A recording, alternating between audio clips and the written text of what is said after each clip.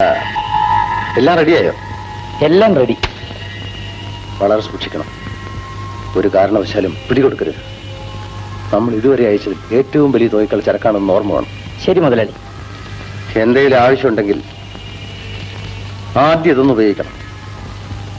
പറ്റിയില്ലെങ്കിൽ പിന്നെ എന്താണ് വേണ്ടതെന്ന് അന്തോണിക്കറിയാമല്ലോ. ഇതൊന്നും ആവശ്യം വരില്ല മുതലാളി. പിന്നെ അങ്ങനെ ഒരു സാഹചര്യം ഉണ്ടായാൽ എന്താ ചെയ്യേണ്ടതെന്ന് എനിക്ക് പറഞ്ഞു തരണം.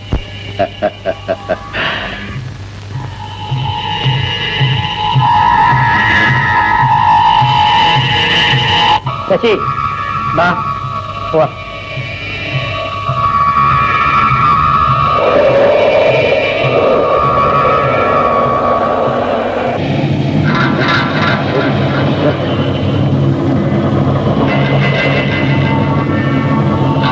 പതിയില്ല എന്താ പോലീസ്? നീ ഇങ്ങോട്ട് മാറി.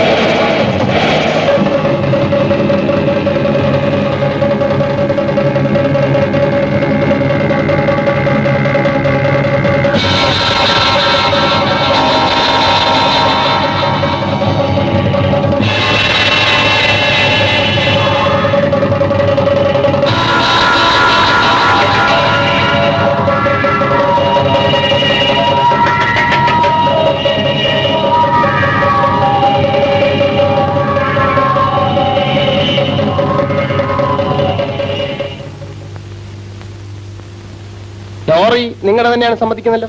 ലോറി എന്റേതാണ്. അതിലെ തടിയോ? സാർ, ഞാൻ ഈ കൂപ്പിലേലം തുടങ്ങിയിട്ട് വർഷങ്ങൾ കുറയായി. പക്ഷെ ഇതുവരെ പോലീസിന് എന്റെ ലോറി പിടിക്കേണ്ടി വന്നിട്ടില്ല. അത്ര സത്യസന്ധമായാണ് ഞാൻ ഈ ബിസിനസ് നടത്തുന്നത്. പക്ഷെ ഇത്തവണ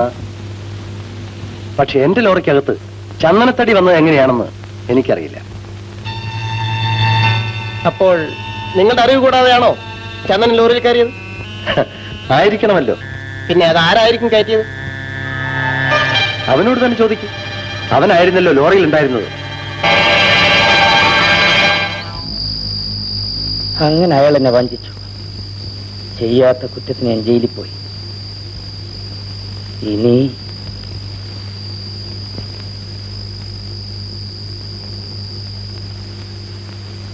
ഞാൻ ജയിലിൽ നിന്ന് വന്ന അന്ന് തന്നെ അവന്റെ കഥ കഴിക്കല്. പക്ഷെ പല തടസ്സങ്ങളും ഉണ്ടായി. അക്കൂട്ടത്തിൽ ഒരു തടസ്സം നിങ്ങളായിരുന്നു. വഴക്കിടക്കുന്നു. ആര് തമ്മിൽ? രാമച്ചുവനെ അംസ കുത്തി. ഞാനും വരാം. വേണ്ട, അന്തോണി വരണ്ട. അന്തോണിക്കേട്ടെ, ഇപ്പൊ അങ്ങോട്ട് പോയാൽ കുഴപ്പമുണ്ടാവും. വാ.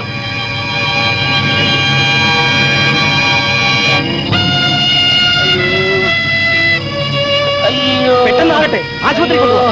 അയ്യോ അമ്മേ.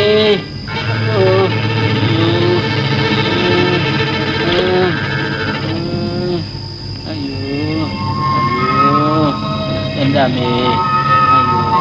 നിങ്ങൾ പെട്ടെന്ന് പോ, ഞാൻ പറയാൻ വന്നേക്കാം.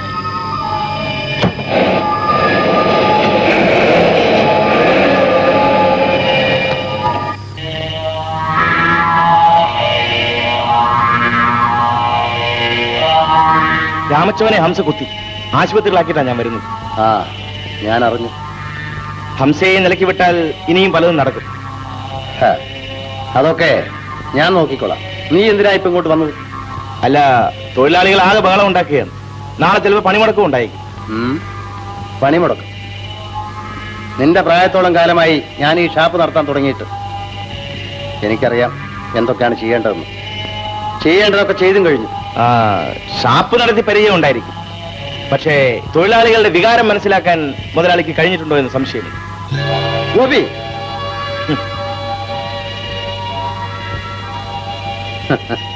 എന്റെ മുമ്പിൽ നിന്ന് പ്രസംഗിക്കരുത്. പ്രസംഗങ്ങൾ കുറേയേറെ കേട്ടവനാണ് ഞാൻ. ഒരു ജോലിക്ക് വേണ്ടി എന്റെ മുമ്പിൽ കയ്യും കെട്ടി നിന്നത് നീ മറന്നുപോയല്ലേ? ഒന്നും ഞാൻ മറന്നിട്ടില്ല. പലതും എനിക്ക് മറക്കാനും കഴിയില്ല. അതുകൊണ്ട് തന്നെയാണ് ഞാൻ ഈ നാട്ടിൽ വീണ്ടും വന്നത്. തൊഴിലാളിയും മനുഷ്യനാണ്. നിരന്തരം ചവിട്ടേറ്റാൽ ഒരു ദിവസം അവനും തിരിച്ചു ചവിട്ടും. നോവുന്നവനെ അതിന്റെ വേദന മനസ്സിലാവും. നിർത്തണം അതിന്റെ ഒരു പ്രസംഗം. നിനക്ക് പോകാം.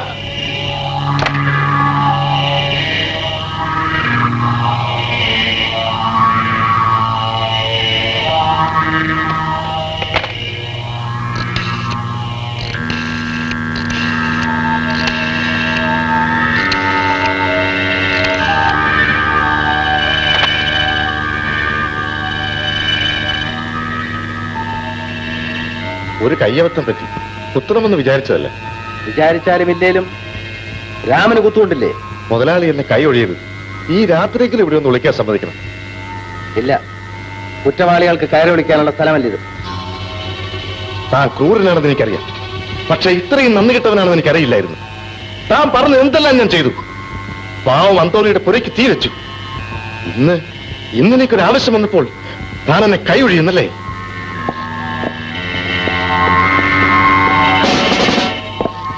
Good evening. Good evening. ഇരിക്കും. ഇവനല്ലേ ഹംസ?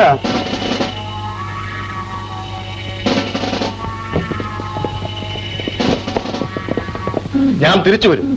ഹംസ ആരാണെന്ന് അന്ന് തനിക്ക് മനസ്സിലാവും.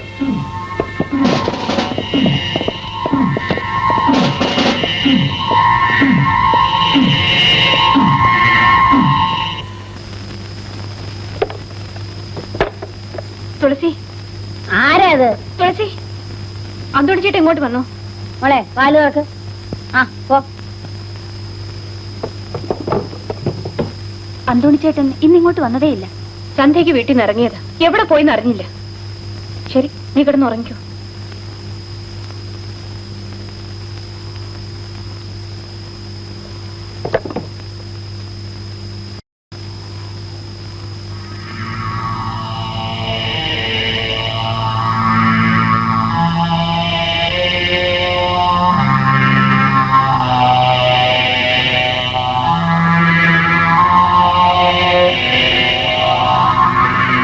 എന്നെ അന്വേഷിച്ചെന്ന് കേട്ടു. ആ, അന്വേഷിച്ചു. എന്റെ ശത്രുക്കളെ സഹായിക്കാനാണോ നിനക്ക് ഞാൻ ജോലി തന്നത്? ഒന്നിനു പുറകെ ഒന്നായി എന്നെ തോൽപ്പിക്കാൻ വേണ്ടി നീ എന്തെല്ലാം ചെയ്യുന്നു? എന്റെ ശത്രുക്കളുടെ കൂടെ നിൽക്കുന്നവൻ എന്റെ ഒരു സ്ഥാപനത്തിൽ ജോലി ചെയ്യുന്ന എനിക്ക് ഇഷ്ടമല്ല. ഓഹോ, അത്രേ ഉള്ളൂ. പറഞ്ഞു വിടും മുമ്പ് പോകുന്നെന്ന് പറയാനാ ഞാൻ വന്നത്. നിങ്ങളെപ്പോലെ ഒരാളുടെ ചോറ് തിന്നുന്നതിലും ഭേദം പട്ടിണി കിടക്കുന്നതാണ്. നിങ്ങളെപ്പോലെ ഒരു മുതലാളിയെ തേടിയാണ് ഞാൻ ഈ നാട്ടിൽ വന്നത്. അയാളെ കണ്ടുപിടിച്ചിട്ടേ ഞാൻ ഇവിടുന്ന് പോകൂ.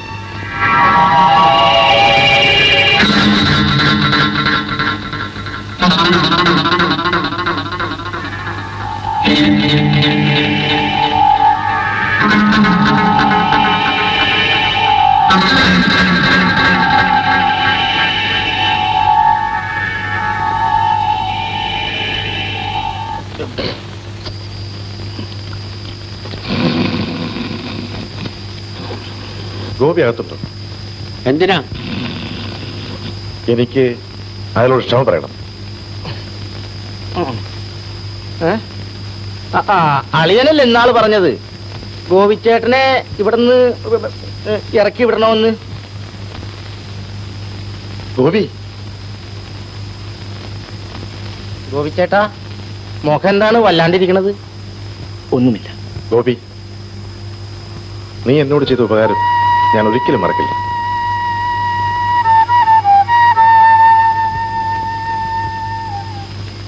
മമ്മുക്ക, നാളെ മുതൽ ഞാൻ ജോലിക്ക് പോകുന്നില്ല.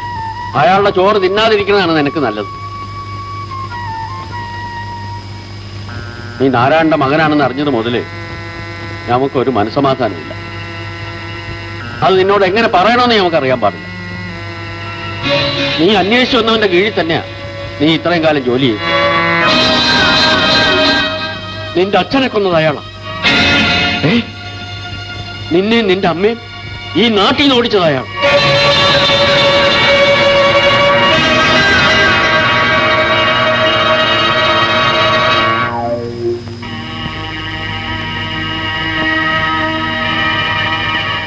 ഓ, യാത്രയായിരിക്കും അല്ലേ?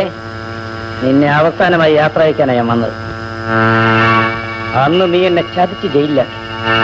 ഇന്ന് നിന്നെ കൊന്നിട്ട് ജയിലിൽ പോകാനാണ് ഞാൻ വന്നത്.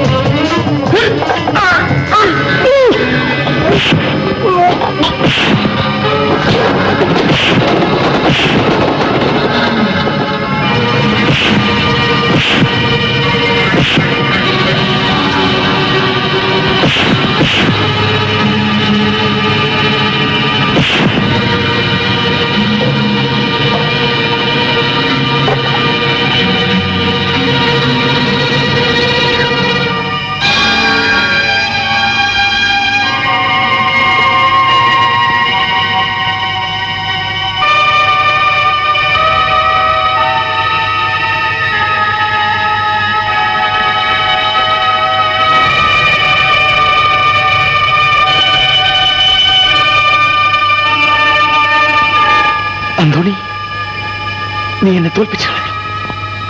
ഇവനെ കൊല്ലാൻ വേണ്ടി മാത്രമാണ് ഞാൻ ഇത്രയും കാലം ജീവിച്ചത്. ഞാൻ വൈകിപ്പോയി.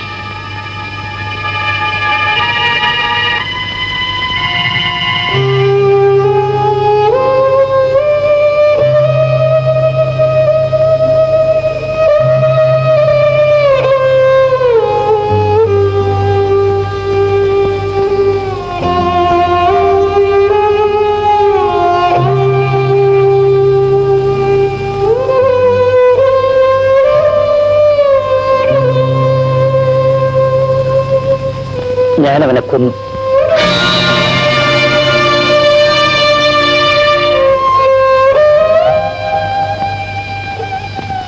നിന്റെ സങ്കടം എനിക്കറിയാം.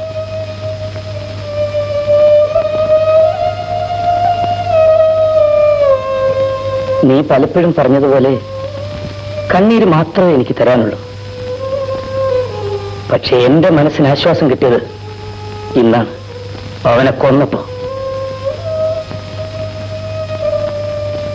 ഞാൻ എന്നെങ്കിലും തിരിച്ചു വരും. ഇനി വരുന്നതെങ്കിലും തിരിച്ചു പോകാൻ വേണ്ടി ആകില്ല അന്തോണിച്ചേട്ടാ.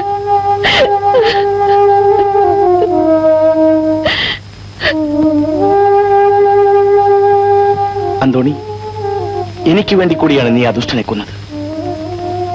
നീ എന്നെ തോൽപ്പിച്ചെങ്കിലും അതിനുള്ള നന്ദി ഒരിക്കലും ഞാൻ മറക്കില്ല. നീ ഇവിടുന്ന് പോയാലും നിന്റെ അമ്മയ്ക്ക് ഞങ്ങളൊക്കെ സഹായത്തിനുണ്ടാവും.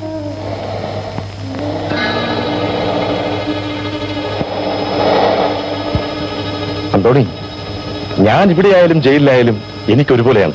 പോലീസിനോട് ഞാൻ പറയാം മത്തായി കൊന്ന ഞാനാണെന്ന്. വേണ്ട, മത്തായിയെ കൊന്ന് ഞാനാണെന്ന് പറയുന്നതിൽ എനിക്ക് അഭിമാനമേ ഉള്ളൂ. ചെയ്യാത്ത കുറ്റത്തിന് ഒരിക്കൽ ജയിലിൽ പോയവനായി അതിന്റെ ദുഃഖം എനിക്ക് മാത്രമേ അറിയൂ.